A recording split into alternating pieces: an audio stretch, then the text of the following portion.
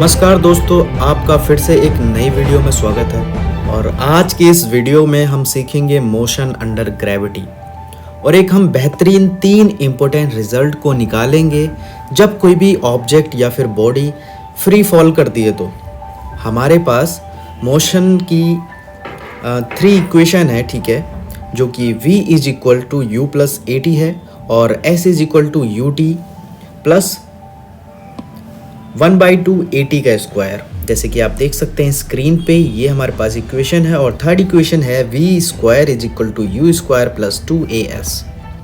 इसकी हेल्प से हम मोशन अंडर ग्रेविटी के 3 इम्पोर्टेंट रिजल्ट को निकालने वाले हैं और आपको इससे क्वेश्चन सॉल्व करने में काफ़ी हेल्प मिलेगी। और हम आखिर में उन रिजल्ट से क्वेश्चन सॉल्व भी करेंगे और आपको दिखाएंगे कि किस तरह से आप उन 3 रिजल्ट से आप किस तरह से क्वेश्चन सॉल्व कर सकते हैं। बेसिकली वो डिराइव्ड फॉर्मूले ही होंगे, लेकिन वो एक 3 रिजल्ट हैं जो कि आपको काफ़ी हेल्प करेंगे जब आप मोशन अंडर ग्रेविटी से रिलेटेड क्वेश्चन सॉल्व करेंगे।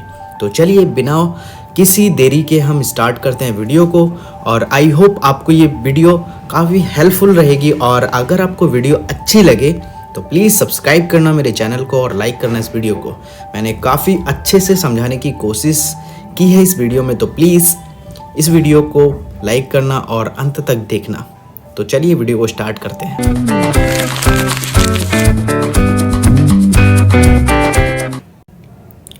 दोस्तों, मोशन अंडर ग्रेविटी पढ़ने से पहले हम एक बार रिकॉल कर लेते हैं वो मोशन की 3 इक्वेशंस, जो कि बेसिकली फॉर्मूला ही हैं।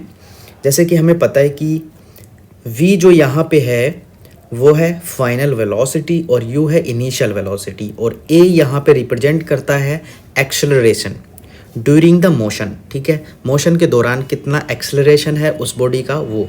और यहाँ पे t यहाँ पे रिप्रेजेंट करता है टाइम को, यानी कि कितनी टाइम में मोशन हो रहा है। और s यहाँ पे रिप्रेजेंट करता है डिस्टेंस। ठीक है, यहाँ पे एक रिप्रेजेंट करने का तरीका है s को। यहाँ पे आप कुछ भी ले सकते हैं अपनी तरह से। बेसिकली जनरली जो सभी लोग यूज़ करते हैं वो s ही यूज़ करते हैं डिस्टेंस को, ठीक है, मेज़र करने के लिए।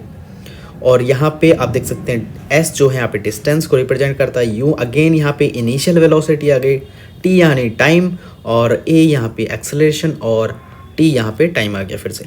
और ये 3 इक्वेशन है, v is equal to u plus a t, s is equal to u t plus 1/2 AT का स्क्वायर और b square is equal to u square plus 2as। ठीक है, अब जब फ्री फॉल हमारी बॉडी करेगी तो उसकी एक्सेलरेशन जो होगा वो g के इक्वल होगा। g यहाँ पे क्या है, यहाँ पे g की वैल्यू जो होती है वो यहाँ पे g की वैल्यू होती है 9.8 मीटर पर सेकेंड स्क्वायर।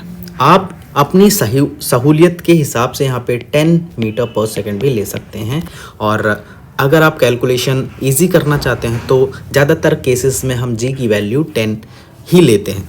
ठीक है, अब जब उस कोई भी ऑब्जेक्ट या फिर बॉडी फ्री फॉल करेगी या फिर किसी टावर या फिर किसी बिल्डिंग से उसको गिराया जाएगा तो उसकी इनिशियल वेलोसिटी 0 होने वाली है। और इसी का यूज़ करके हम 3 रिजल्ट को यहाँ पे कैलकुलेट करेंगे, डिराइव करेंगे और वो भी एक फॉर्मूला होगा। तो चलिए सबसे पहले हम फर्स्ट इक्वेशन को ले लेते हैं। फर्स्ट इक्वेशन हमारी क्या है वो देख लेते हैं। पहला रिजल्ट है v is equal to u plus a t. ठीक है, ये हमारे पास इक्वेशन है और इसकी हेल्प से हम ये कैलकुलेट करेंगे। ठीक है, अब v is equal to u plus a t. अब हमें पता है कि गाइस कि u की वैल्यू यहाँ पे 0 होने वाली है, तो यहाँ पे हम u की जगह 0 रख देंगे। v is equal to a t. ठीक है, अब हमें ये भी पता है कि a की जगह यहाँ पे g होगा। क्यों? क्योंकि जब फ्री फॉल बॉडी करेगी तो एक्सेलरेशन उसका g के बराबर हो जाएगा।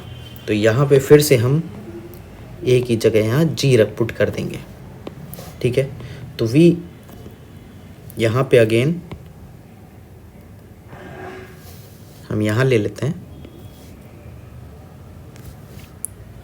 v is equal to g t. ये हमारा एक important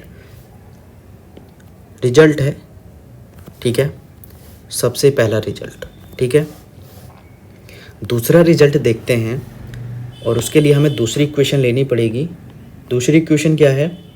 S is equal to u t plus half a t का स्क्वायर, ठीक है।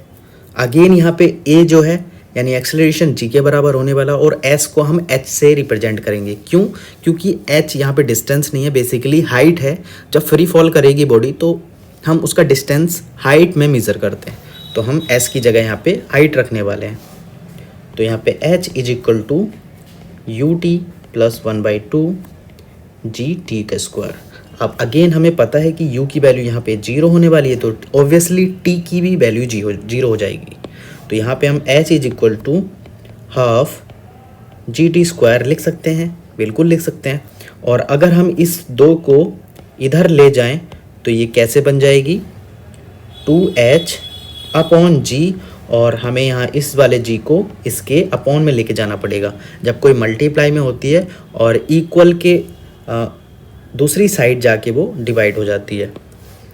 तो यहाँ पे हमारा टी स्क्वायर आ गया, ठीक है। अब यहाँ पे टी अगर हम लिखें तो 2h अपॉन जी इसका रूट आ जाएगा। यह आप सभी लोगों को पता होगा। अगर हम तीसरा यहाँ पे रिजल्ट कैलकुलेट करने की कोशिश करें, ठीक है, तो यहाँ पे हम तीसरा यहाँ पे रिजल्ट कैलकुलेट करने की कोशिश करते हैं। तीसरी इक्वेशन हमारी क्या थी? तीसरी इक्वेशन हमारी थी s is equal to v square is equal to u square plus 2as। अब यहाँ पे हमें पता है कि a की जगह हमें g को रखना पड़ेगा, s की जगह हमें यहाँ पे h को रखना पड़ेगा। तो बेसिकली यहाँ पे v स्क्वायर ऐसे ही एज इट इज़ रहेगा, और यहाँ पे अगेन हमें पता है कि u की वैल्यू 0 होने वाली है, तो इसको हम यहीं पे ख़त्म कर देते हैं, निपटा देते हैं। और यहाँ पे 2 और a की जगह यहाँ पे g रखना और s की जगह यहाँ पे h, ठीक है। तो अगर यहाँ पे हमें ये एक यहाँ पे इससे भी रिजल्ट आ जाता है, ठीक है। कभी कभी क्वेश्चन में डायरेक्ट आपको v स्क्वायर की वैल्यू रखनी पड़ती है, तो आप यहाँ से इस डायरेक्ट वैल्यू को रख सकते हैं 2gh को, ठीक है। लेकिन अगर हमें वेलोसिटी कैलकुलेट करनी है तो हमें स्क्वायर को हटाना पड़ेगा और इधर अंडर रूट लगाना पड़ेगा 2gh। तो अगेन ये हमारे पास एक रिजल्ट बन जाता है, ठीक है। हमने तीनों ही रिजल्ट को यहाँ पे देख लिया, आप देख सकते हैं। फर्स्ट रिजल्ट जो हमारा था वो था v is equal to g t, और सेकेंड था t is equal to under root 2h/g, ठीक है। और थर्ड रिजल्ट जो था वो v is equal to 2gh, ठीक है, ये था। अब हम तीनों ही अपने रिजल्ट्स को लिख लेते हैं। फर्स्ट जो रिजल्ट था वो क्या था? v is equal to g t. दूसरा रिजल्ट था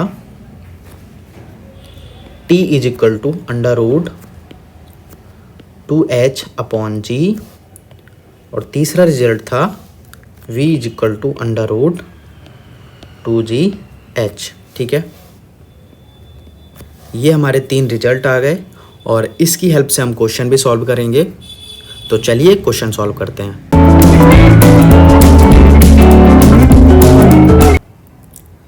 दोस्तों यहाँ पे सबसे पहला क्वेश्चन आता है, a ball is thrown vertically downward with a velocity of 20 metre per second from a top of a tower.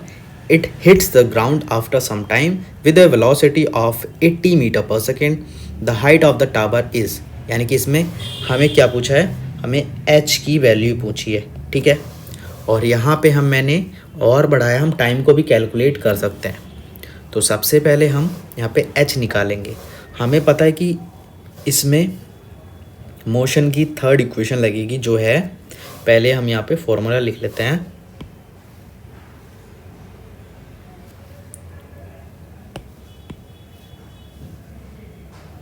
ठीक है, तो हमारे पास इक्वेशन है v square is equal to u square plus 2gh,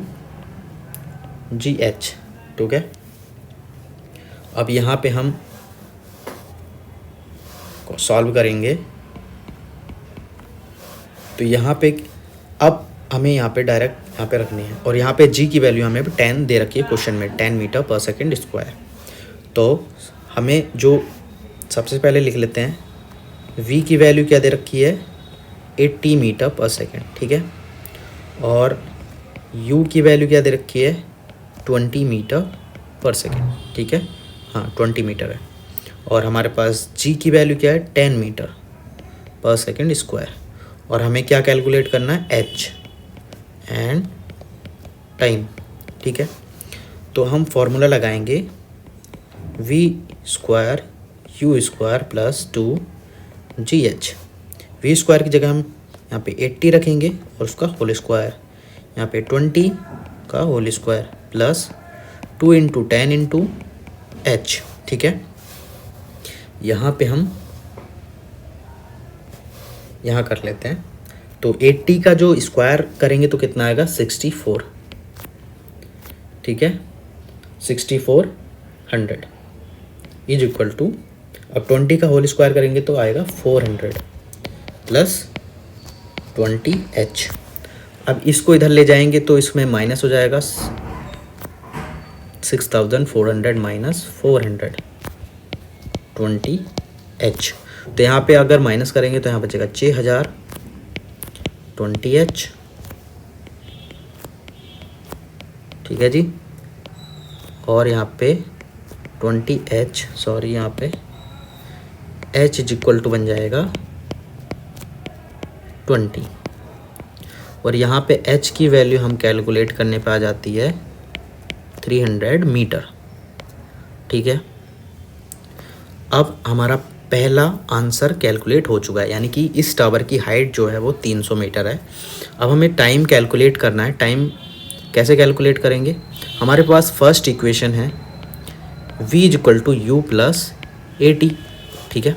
v की जगह यहाँ पे 80 रखेंगे, u की जगह 20 प्लस हमें पता है a की यहाँ पे g की वैल्यू क्या है, 10 और t। तो यहाँ पे 10t इक्वल टू क्या आ जाएगा, 80 माइनस 20, और t बराबर क्या आ जाएगा, यहाँ पे 60 बचेगा और 10 जो कि 6 सेकेंड आएगा, ठीक है। टाइम बराबर 6 सेकेंड आ गया, ठीक है। ये हमारे क्वेश्चन सॉल्व हो चुका है। अब नेक्स्ट क्वेश्चन की ओर बढ़ते हैं, ठीक है। अब हमारे पास ये क्वेश्चन है जो कि हमें इसमें रेशियो कैलकुलेट करना है टाइम टेकन का, ठीक है। अब 2 bodies A of mass 1 kg and B of mass 3 kg are dropped from a height of 16 meter and 25 meter respectively. The ratio of time taken them to reach the ground, यानी ground पे पहुंचने तक उनका time जो लगा है दोनों bodies से कितना है। अब देखिए गाइस, मैं आपको एक बात बता दूं कि जब कोई भी बॉडी फ्री फॉल करती है तो उनके मास, जो वेलोसिटी होगी, टाइम होगा, उनके मास पे डिपेंड नहीं करेगा, ठीक है। तो अब हम मास को कंसीडर नहीं करेंगे और हमारे पास जो रिजल्ट था वो क्या था, t इज इक्वल टू क्या था हमारे पास, t इज इक्वल टू था 2h अपॉन g। हमारा ये दूसरा रिजल्ट था, तो इसी की हेल्प से हम इस क्वेश्चन को सॉल्व करेंगे। अब देखिए गाइस, मैं आपको बता दूं, यहाँ पे 2 जो है ये भी कांस्टेंट है और यहाँ पे g भी कांस्टेंट है, ठीक। और हम अब इससे कैसे कर सकते हैं, अगर हम t को प्रोपोर्शनल अंडर रूट h लिख दें तो कोई दिक्कत नहीं है, बिल्कुल नहीं। अब हम देखिए, अब हमने अगर इसी चीज़ को अगर लिखेंगे तो ये सारी चीज़ें कट जाएंगी आपस में। जैसे t1 अपॉन t2 लिखें तो under root h1 upon h2 आ जाएगा। अगर इसकी वैल्यू हम रखें, h1 क्या है हमारे पास, h1 हमारे पास है 16 और h2 हमारे पास 25। तो यहाँ पे 16 अपॉन 25 रखेंगे तो यहाँ पे 4 अपॉन 5 आ जाएगा, जो कि हमारा जो आंसर है वो ऑप्शन नंबर सी है, ठीक है। अगर मैंने आपको ये प्रोपोर्शनलिटी का कैसे बताया, मैं आपको बता देता हूँ। जैसे कि अगर आप T1/T2 लिखेंगे तो आप इस तरह से लिख सकते हैं 2H1/G इंटू G/2H2। तो इसे T1 T2 इसे अलग अलग भी कर सकते हैं, H1 और √G √2 इंटू √H2। अब G से G कट गया और 2 से यहाँ पे 2 कट गया, तो हमारे पास रिजल्ट जो बना, मैं यहाँ लिख देता हूँ, हमारे पास रिजल्ट बना T1 T2 is equal to √H1/H2। तो बात वही निकली, ठीक है। इस तरह से ये क्वेश्चन सॉल्व हो जाता है। अब नेक्स्ट क्वेश्चन हम देखते हैं, ठीक है। नेक्स्ट क्वेश्चन में हमें क्या पूछा है, a boy standing at the top of a tower of 20 metre height drop a stone assuming G is equal to 10 metre per second square the velocity with which it hits the ground. ठीक है, हमें velocity पूछी है कि ये जो stone है वो कितनी वेलोसिटी से नीचे गिरेगा, ठीक है। तो ये यहाँ पे कितनी वेलोसिटी से ये नीचे गिरेगा, ठीक है, हमें ये बताना है। और हमें एक चीज़ दे रखी है कि उस टावर की जो हाइट है, यानी कि उस बिल्डिंग की जो हाइट है वो 20 मीटर है। तो हमारे पास जो थर्ड रिजल्ट था वो क्या था, वो था V is equal to √2GH। अब इसी की हेल्प से हम इस वेलोसिटी को निकालेंगे जिसमें क्वेश्चन को पूछा है, ठीक है। तो बड़ा ही आसान है, हम यहाँ पे कर लेते हैं, एक अलग कलर ले लेते हैं,